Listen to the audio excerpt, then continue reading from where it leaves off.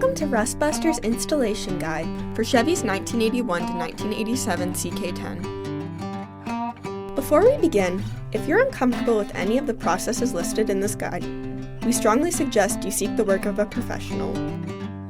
Ensure you have all the tools and utilities listed and that you're following all the manufacturer's safety precautions during use. Step 1. Disconnect your vehicle's battery and inspect for potential fire hazards such as leaking fuel lines and engine components. Prepare or remove these before starting.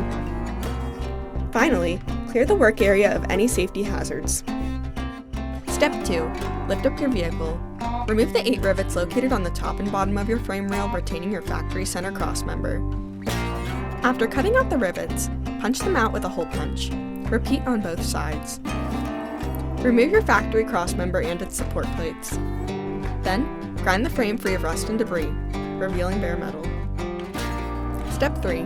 Start by holding your support plate up to the inner bottom part of your frame rail, making sure the holes align. Screw in the 4 included 30mm screws and tighten them with a 15mm socket and 14mm wrench. Repeat on both sides. Once you have your support plates secured, slide your replacement crossmember into place. Line it up with the holes on your support plates. Once you have them aligned, screw in the 8 included 25mm screws where the support plate and crossmember meet. Then, screw in the 8 remaining 30mm screws on the top of your frame rail.